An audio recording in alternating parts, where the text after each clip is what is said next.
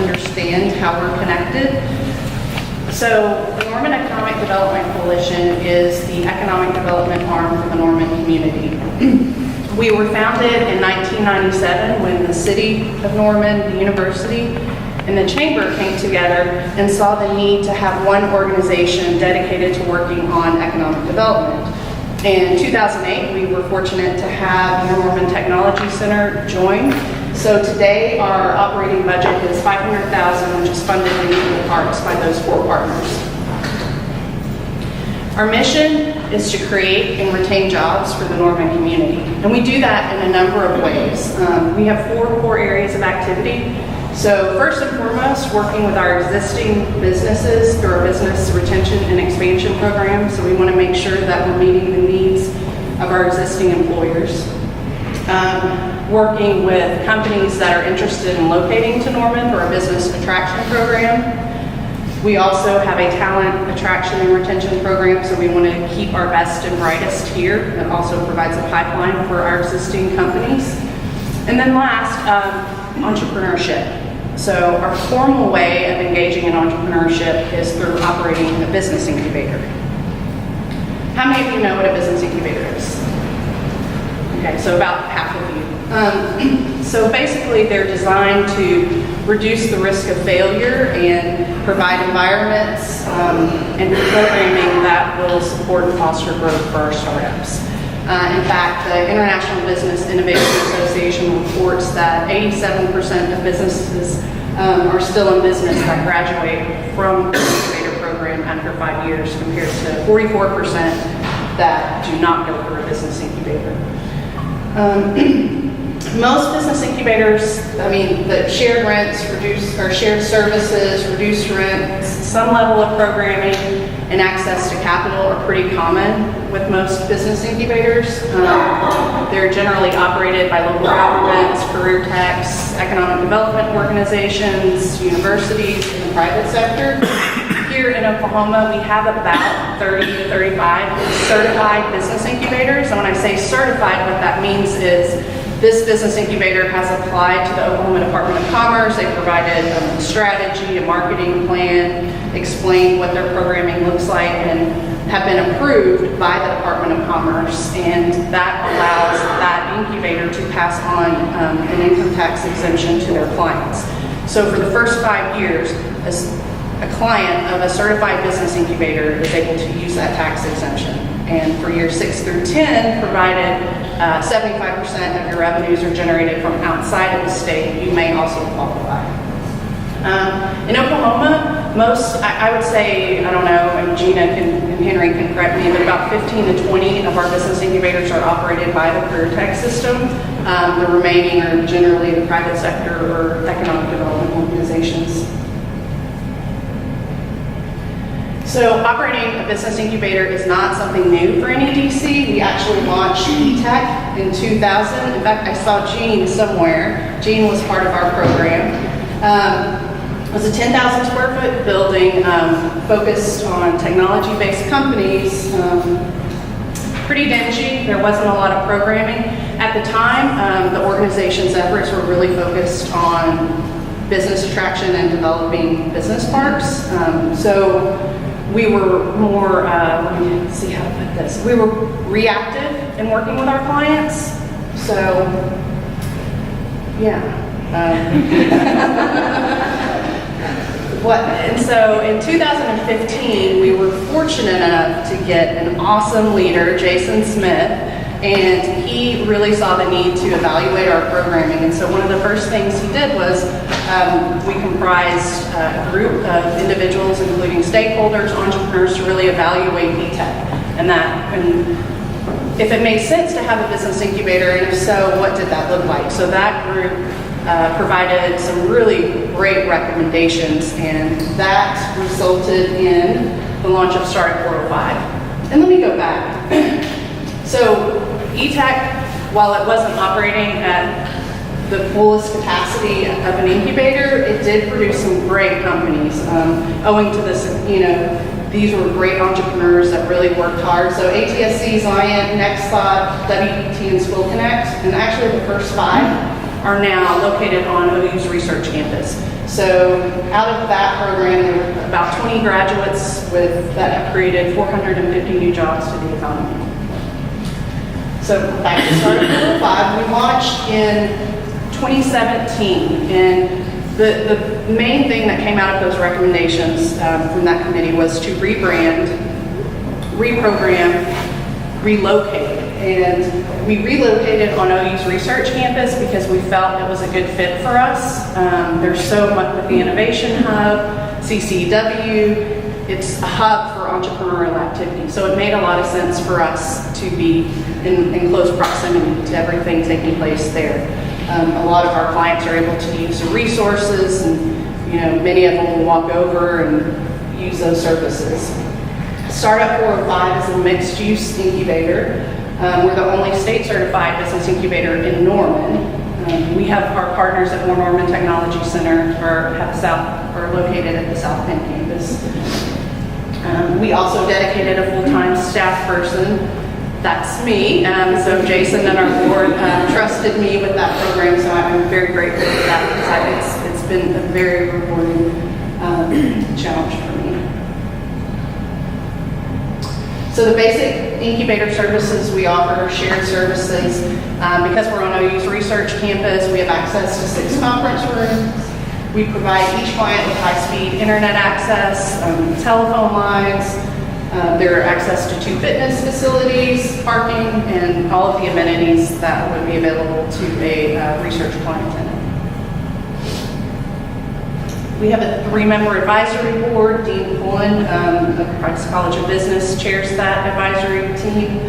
Robert Castleberry and Sonia Sridhar, so we have an incredible advisory team. They provide oversight and governance, so they review the entrance criteria, help develop the programming, develop the graduation criteria, and review applicants. And this is basically, so the entrance criteria, the ideal company for our program is a business that has been in business less than 5 years, has developed a proprietary technology or product, has a scalable business model, and has at least 6 months of capital.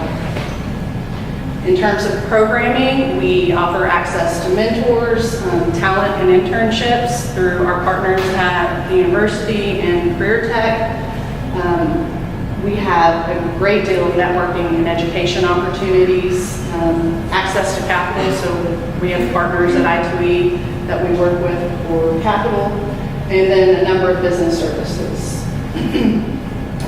Graduation criteria looks different across the board for most incubators. Gina, what is it? 2 to 5, I think, or Henry, 3. So our goal is to help companies graduate in 2 years, but we take it by a case-by-case basis, so we'll evaluate that along the way, and that's based on meeting milestones, growth potential, and capital. Here's some pictures of the space. Jean, I'm sure you can speak to this. It is much different than eTech, but it was designed to be very open in nature. Those walls you see are flexible, so we can actually take it down and shift it. It's much brighter than right now we have room for 3 to 5 companies. And right now we have 3 companies, so Weather Decision Support System, who actually presented at one of our 1 million cups. Bill Conway is the founder. It's a weather company that actually spun out of WDT, who was part of eTech. Next Frontier was founded by Prakash Vadula, who is a professor at the university and actually was just awarded Phase 2 funding through the STTR program and working with the Tom Love Innovation Hub. So he secured nearly $1 million in funding from the Department of Defense, so that's really exciting. And Zip Code Lenders was founded by Aubrey Jones, and that's a software development company. And that's really us. I tried to be as quick as possible to meet the 5 to 8 minute criteria. Do we have time for questions or? We should start with our standard question.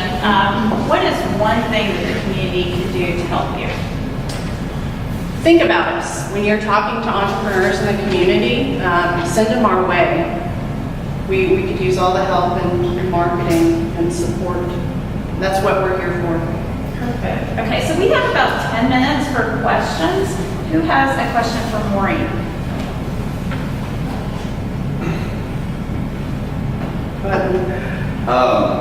I think whenever we first met, we talked a little bit about HubSpot and general CRMs and applications that entrepreneurs could use and would help them grow.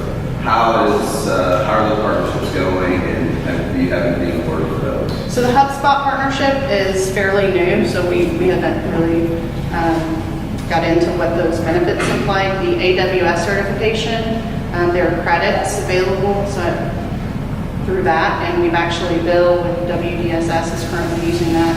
I think the credits were $1,500 for hosting, for using their hosting platform. Did you have a question, Kristen? So one thing that you've mentioned to me is how you might be expanding membership opportunities. Do you want to? Yes, our advisory board looked at different options. Any of the entrepreneurs in the audience know that you're not always necessarily ready for a physical space, but might want access to programming and networking and being around other entrepreneurs. So we did add a few months ago an associate level membership. So that offers all of the benefits that Startup405 has, with the exception of physical space and the tax exemption, which would be available if that company entered into the resident program. Jason? Since our landlord is here, would you say that the university has been a good partner? Oh my gosh. I'm so sorry. An incredible partner. In fact, going back to the space, Bo Jennings and Jill Richardson and Chad Cochelle, the whole OU real estate team did an incredible job. All four of us worked together, and I thought we did pretty well, though, don't you think? It's good. And yep. So yes, they've been an incredible partner. Thank you, Jason. Are your services exclusive to new technologies, or can it be just a new product? Not necessarily. So we meet with a number of companies, with the exception of retail, because Sarah Kaplan is the community's retail coordinator. There are some companies that talking to them on the phone, I know it might not be a fit for Startup405, so I'll bring in partners like James with the SBDC, and we'll have a joint meeting with the client. That way, we're being efficient with that person's time, and we're both there to kind of offer some resources and connections and make introductions. Does that answer your question? Okay. So with respect to the associate level of the membership, do you similarly limit it to 3 to 5 members at that time? I think that's probably a good number that we could sustain without becoming too crowded, but I think we'll cross that bridge if we get there, so a good question. Yes, Eddie? Have you seen one common barrier to entry for the companies that you've worked for, or is it kind of dependent on Entry to from startup to accelerate? Because that's capital. I mean, 90% of the companies we meet with, it's always access to capital. and continued growth on capital. Mm-hmm. Tom? So are any of your clients hiring? You mentioned that part of what NEDC does is try to identify and retain talent. And I was talking to some of our entrepreneurship students who were visiting this morning, and one of them said, yeah, I'm really looking for a great opportunity in Austin. And it's like, we want to keep folks like that in Norman. That's right. Are any of your folks hiring, or maybe that's a broader NEDC question? They all have, Leonard is hiring, and he'll tell you all about it in a minute. The answer is yes. I would say all 3 of the companies that are part of Startup405, we make sure that we make introductions to the appropriate departments within the university. So Bill, for instance, had an intern named Jordan that was from the university, and he actually hired him last fall and brought him on full time. And I know Prakash is looking, he just hired someone. And then Aubrey is looking for interns at this point from the computer science department. So if any of you know any student looking, let me know. Do you have the OCAS funding still an option for the internship? Yes, so that's part of what we do too. At Startup405, we brought in OCAS and I2E and let them talk about their different programs. And I believe 2 of our companies were looking at applying for intern funding. Yes. Do you consider age? Do you consider how well put together the company is? What's the youngest business you have?